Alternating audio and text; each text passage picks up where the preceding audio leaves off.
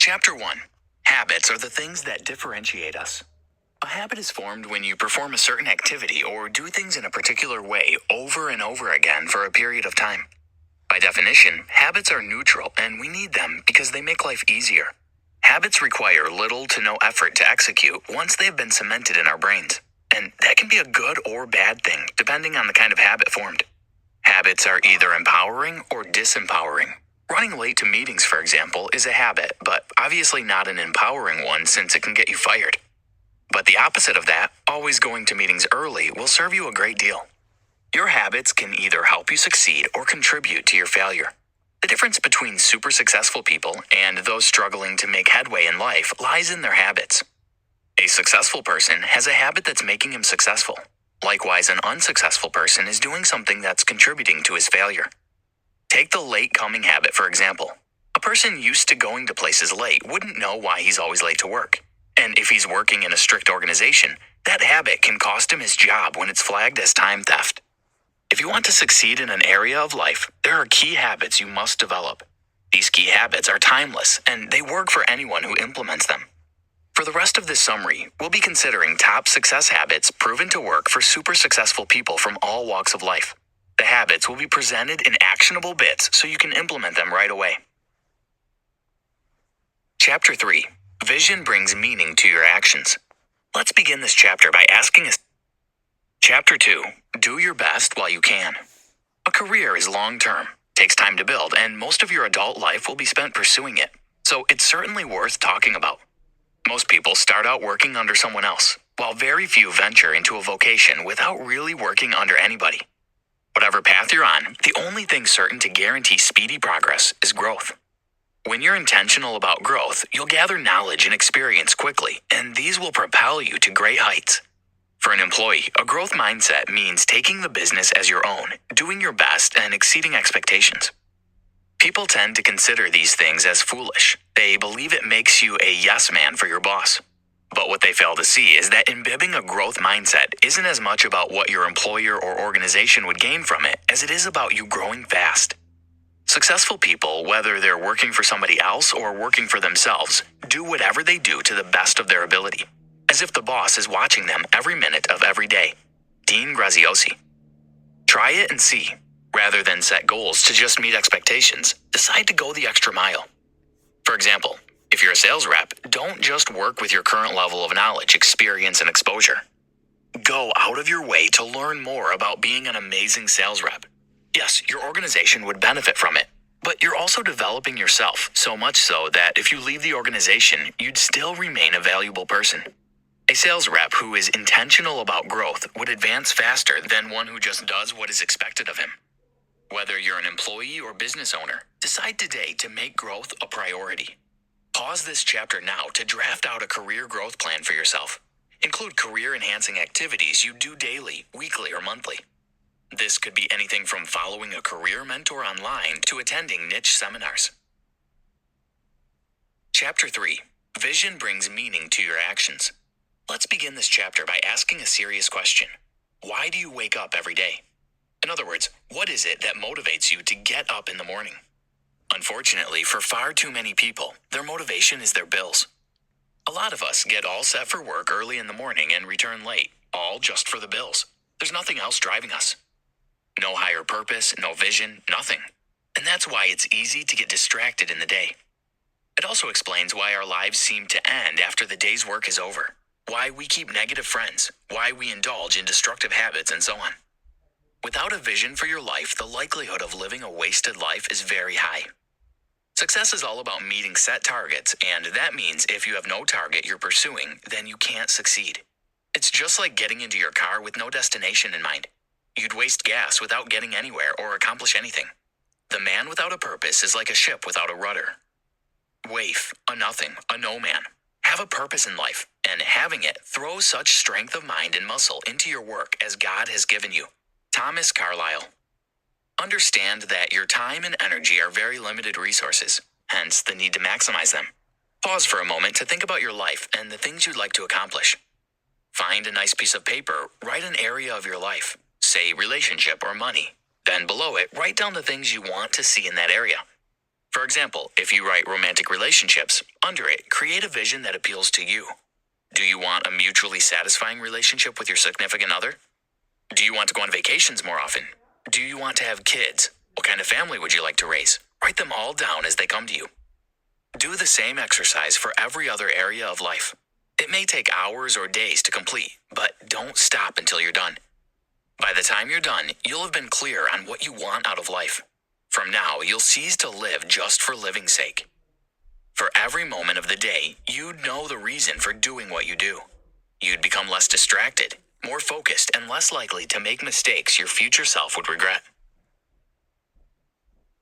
Chapter 4. Understand the why behind your actions. Life is tough. No matter how smart, careful, or meticulous a person is, they are bound to make mistakes at some points. Things will sometimes not go their way, and circumstances can tempt them to give up. All these are the inevitables of life. What keeps a person going in the face of challenge is not smartness, not even mental toughness, but a strong why. When you have a strong emotional reason for doing what you do, it becomes difficult for you to let go. Consider a young lawyer seeking justice for her father's murder. She would go any length to find justice and would stop at nothing until the perpetrators are brought to book. She'd face challenges and legal battles along the way, tempting her to give up, and what would keep her going will be the strong emotional connection she has attached to getting justice for her father. Imagine if you have a strong why that keeps you pursuing your life goals no matter the hurdles you face. It's possible, and in this chapter you'll learn how. We'd use the 7 levels to deep exercise to accomplish this. Pick a piece of paper or use your mobile device to write down anything you want in life. Then, below it, write down why you want it. For example, you may want financial freedom because you've been broke before and you don't want to return to that kind of life. Next, ask yourself the why behind the first why. Structure it this way. I want financial freedom because I don't want to go broke again. But why don't I want to be broke? Think about it and answer the question. Let's assume you don't want to be broke again because you were broke as a kid and it forced you to take on jobs you didn't like, just to pay the bills. Up next, ask the third why. No, always repeat the want, followed by all the whys you've discovered before asking the next why. Do this until you've asked yourself 7 times. Make sure it's 7, not 5, not 8, 7. Successful people live by a different set of rules and success habits, and they don't conform or accept mediocrity. Dean Graziosi. The reason 7 is such a magical number is still a mystery, but what's certain is that the first reasons you give for any desire come right out of your head. As you approach and get to number 7, the reasons you begin to give will come right from your heart, and that's your true why. Chapter 5. Deal with the enemy within. Have you heard about the fight of the 2 wolves within? It's said that a Navajo woman famously explained to her grandson that there are 2 wolves fighting inside him. One is a good wolf, and the other is a bad one, and the wolf that wins is the one that's fed the most. That illustration is so true of our everyday experience. There's a hero in you as much as there's a villain in there, but the one you concentrate most on is the one that wins. In this chapter, we'll share 2 keys you can use to keep the villain at bay. Ready? Don't let the news dictate your emotions. These days, we're bombarded left, right, and center by negative news. The media has found that spreading negativity is what brings in the biggest bucks, so they focus more on it. From social media to the papers to television and radio, the media is filled with stories of kidnaps, killings, economic downturns, and so on. When you focus on these, your mind gets filled with so much negativity, it becomes difficult to think creatively. As counterintuitive as it may sound, you need to reduce your news consumption. And don't hesitate to take a news break if you realize that you've consumed too much negative stuff. Focus on your strengths. All through life, well-meaning people have taught us to work on our weaknesses. But how far has that advice taken us? For most people, the advice to work on weaknesses has only resulted in frustration. The truth is, you'll never be good at everything. There are things in life that you'll suck at, and that's not a bad thing. You may not be a good planner, but who cares? You can always hire someone to help out. You may be a coach, but writing and editing doesn't come easy for you. So what? Get your ideas out anyhow and get a professional editor to fine-tune your work. Work on your moral weaknesses, but when it comes to certain activities that you've tried and just can't be good at, get someone to do it for you. Focusing on your weaknesses and failing will feed the villain in you, which in turn waters down your confidence. Don't let it happen. Did you know Time magazine covers were roughly 90% more positive in tone and content in the 1950s, until they realized positive content wasn't selling and decided to major on negative stories in their covers. Guess what? Their readership and profits went up the roof, and that's why news outlets still don't joke with negative content. Chapter 6. Create a positive story for yourself. We talk to ourselves more than we communicate with any other person, including our spouses. Hence, it's important that we take self-talk seriously.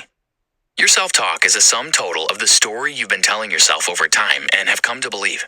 For instance, if you tried giving a presentation and failed at it, you may tell yourself, "I'm no good at this stuff," and that's a negative self-talk. But what you just told yourself is a part of a bigger story you've come to believe about yourself. To change your self-talk, you must change the underlying story. We form personal stories from our experiences and the kind of information we allow ourselves to be influenced by. Let's take the person who failed his presentation, for example. A number of reasons could be responsible for that. He may have failed to prepare, or was involved in a heated argument with his wife the morning before that destabilized him. Anything could have been responsible, but you can't just hold the surface level cause responsible because there's always something deeper. It may have been that right from childhood, the man has always believed he wasn't a good communicator. That was a story he was telling himself, and all through his life to the point of that presentation, the story has been a self-fulfilling prophecy. To change the outcome, you would have to change the underlying story. When your life doesn't seem to be yielding the result you want, you're probably holding on to a false belief that's keeping you from progress. How do you identify a limiting belief or negative story you've been clinging to? All it takes is a little soul searching. When you consider starting something new, like a business or getting married or having kids, what's the first thing you say to yourself? What's that first thought that comes to mind? If it goes something like, "Marriage is hard, no point trying," or "I'm not smart enough to grow a business from scratch," then bingo, you just found the belief holding you back. Follow the trail of that thought.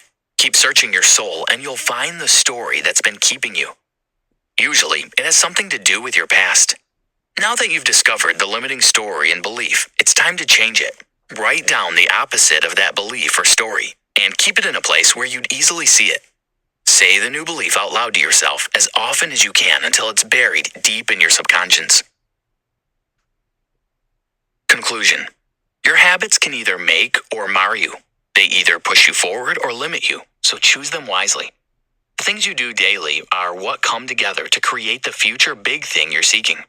If you're going to have a more impactful career in the future, it's not up to what you do tomorrow. It's what you do today and the day that follows that will eventually add up to create the future you desire. So far, we've discussed multiple success habits, starting with doing your best on the job, creating a vision for every area of your life, and using the 7-step exercise to discover your true why. We also talked about creating a habit of starving the villain within by refusing to feed on negative content and focusing less on your weaknesses. All these are success habits that will take you places. Every day comes with an opportunity to practice the habits till they become part and parcel of you. Don't pass on such precious opportunity. Try this. Create an empowering story for your life. Make sure it's about the goals you want to achieve, and it highlights your strengths while saying nothing about your weaknesses. Here's an example. I may have advanced in age, but I'm still as strong as a youth.